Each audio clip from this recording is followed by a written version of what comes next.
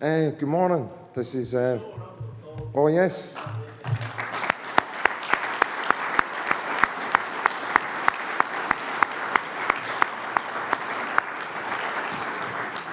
Yeah, good.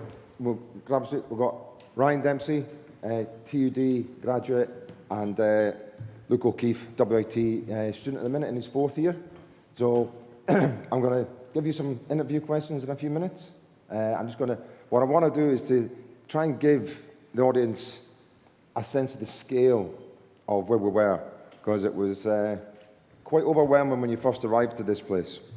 But first of all, I'd just like to say it's good to be up in the main stage, front and central, because usually when you're talking about education and skills, you're in the room down the back in the graveyard shift. So this is a good change. So the WorldSkills has been going 45 years. It's more than 45 years. This is the 45th event that was held. It happens every 2 years. There was 1,354 competitors, over 63 countries, and 56 skill areas. A bit of context there, I was told that is more than the competitors in the scale than was at the Sydney Olympics. This picture there of the Kazan Arena, 45,000-seater stadium, full for the opening ceremony, and it goes through the same type of process as you would get all these games. And it was a great night. And again, just to give you a sense of the scale, this was an image that was given to us by Ray English. The RDS is in orange, okay? We've got a point in there. This is the RDS in orange. This was the scale of the event expo, the Kazan Expo. You got the airport, train station, and the expo buildings. We were in the centre. We were here in the centre, our tent, and all that area was tented out. It was. There we go. Okay, so we were in cluster F. Okay, thankfully it didn't have to become a cluster. Okay, and then just a sort of sense of the people milling around and the size of the halls. Okay, this is just in one of the halls there where you've got carpentry going on. So you had these huge halls, and you walked in, and there'd be 30, 40 people making cabinets. There'd be another hall, 30, 40 people cooking. Another hall, 30, 40 people doing plumbing. Okay, so out at the end of it, Ireland had 2 gold medals, not including the 2 the lads have.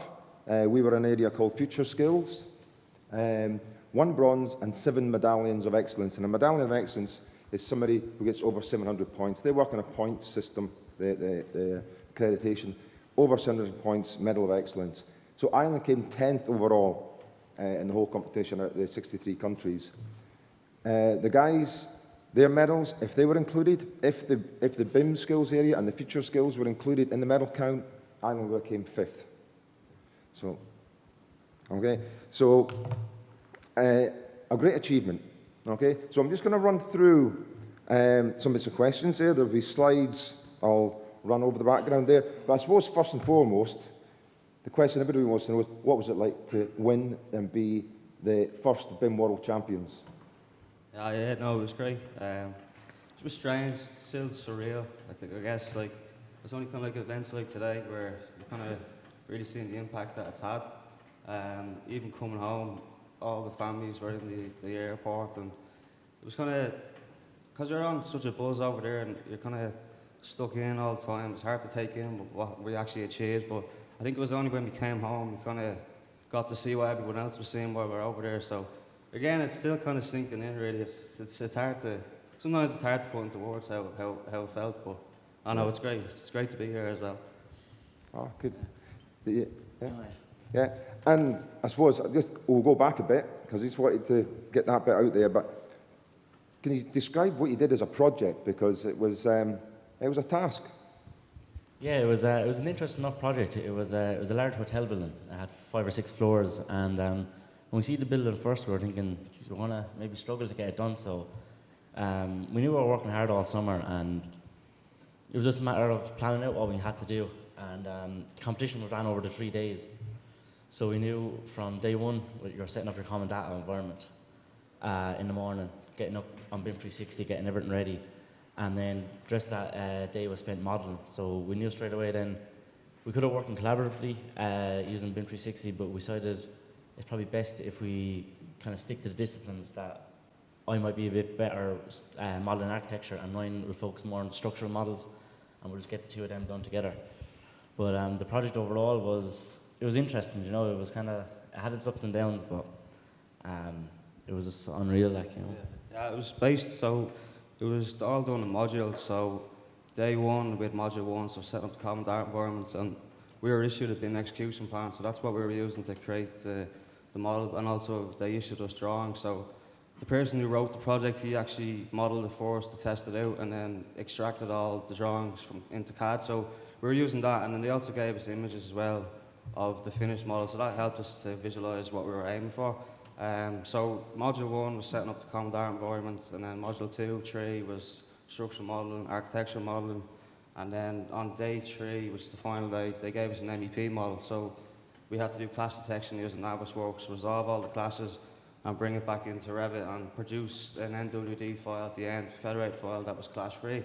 So we actually were supposed to do a 4th module, which was corrective modeling, but there was a bit of a mix-up on the last day because the judges were supposed to give us a secret task, and it wasn't anything that, like, they gave us technical description at the start of summer which outlined things that we could have been asked. So it was either going to be a structured asset, data drop, or 4D scheduling.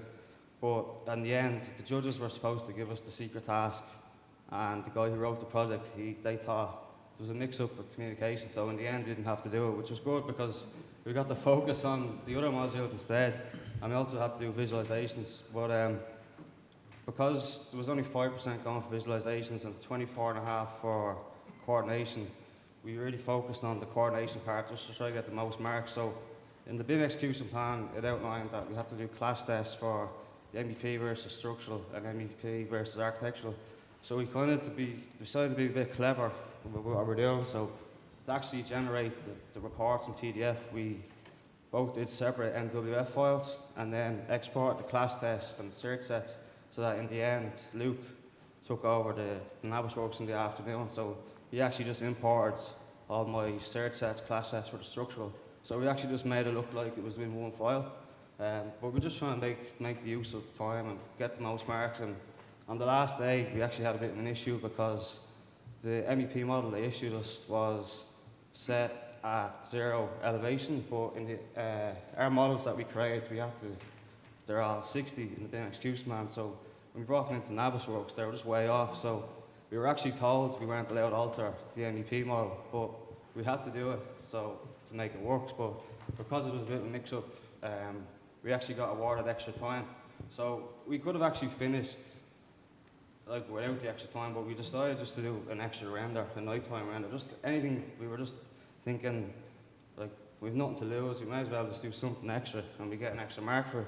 Because on the first day, there was a bit of the BIM execution plan was translated from Russian, so the way things were worded, it was slightly hard to kind of understand. So we actually, all teams made a mistake on the first day with the location. So we all lost the mark. So we were kind of thinking, we didn't let it get us down, but we were thinking we need to earn a mark back somewhere. So that's why we just kind of did everything we could. We left everything in there. There was nothing else we could have done. I think one of our goals when we set up, obviously to win was the main one, but we wanted to go in there and leaving nothing in there and just putting everything that we could into it. And I think that's what we were happy with how it went. Oh, good. And in fairness, yeah, you left them in there. And it's a good attitude, you know, if you've got extra time to use it and to do something.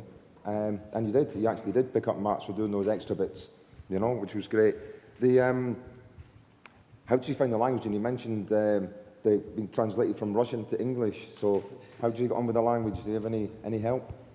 Yeah, it was interesting enough.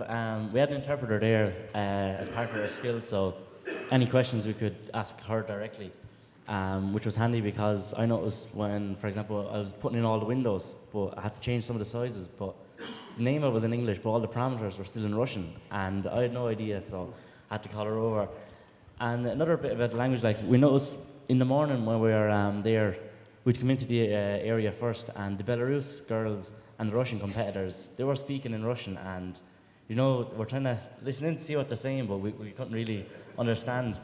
And I think it kind of worked in our favour as well, a small bit, because we didn't be thinking about what everyone else was doing. We were kind of then just focused on ourselves, and we just wanted to, you know, do our own thing and make sure we got the best that we could do. And I think overall, it wasn't a major issue, only for a couple of little slip-ups, like Ryan was saying in the project in the BEP that we missed out on one or two little words. Like, but look, I think as well, when we first got there, we brought our own keyboards, because when we actually arrived there, we had a day before we set up. We got what's called familiarization day. So we go in there, sit at your desk, get all set up, make sure everything, your workspace is all good. But we actually got there, the keyboard they supplied us had the Russian alphabet and the English alphabet. So it could have, little things like that could have thrown you off, and like you're so used to seeing things and little things like that. But I think we brought our own keyboard and the mouse, and I think some of the teams actually got a bit intimidated that we had our own kit with us. So it was all mind games. And your own music. You brought your own music, but we'll leave that one. Yeah. Yeah. So, how did you prepare for Kazan? Yeah, so we had a 12-week training program that was started in May. May was when we first met up the whole team. So we had these meetups every month where we'd in Dublin. So we just a team get together. We'd have training. So we actually had some training on sports psychology and just mental preparedness for the competition and things like that, where you kind of saying to yourself, like, you wouldn't really associate it much with what we're doing, but it actually really helped, because we were able to visualize what we were actually going to go into before we got there.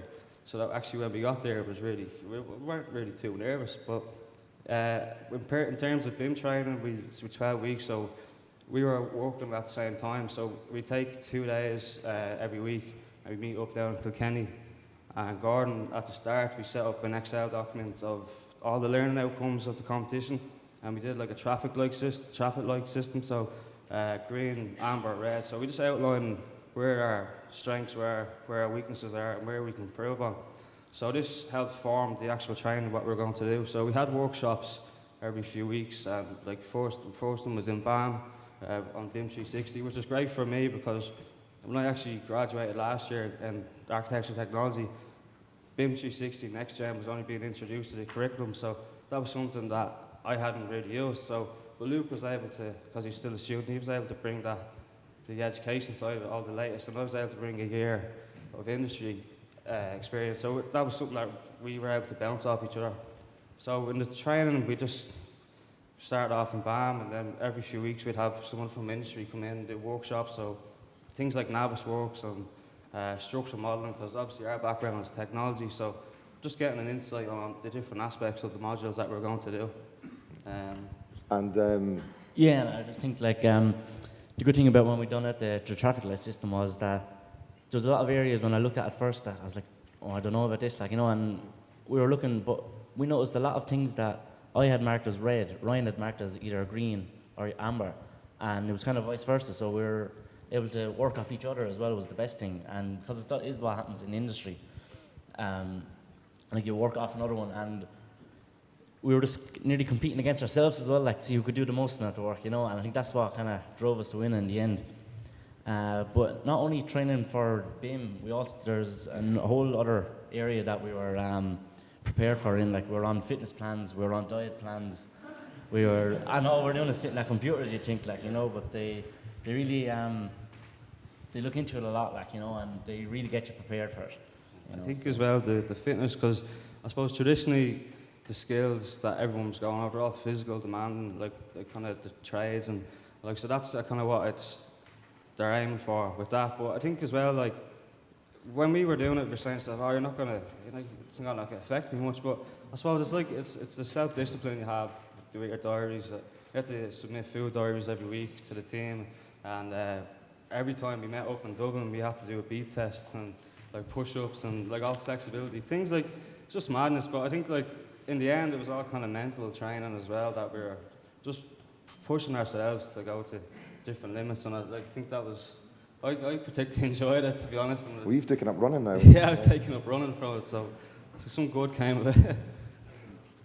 We were just talking about diet and food there. How do you find the food over in Kazan?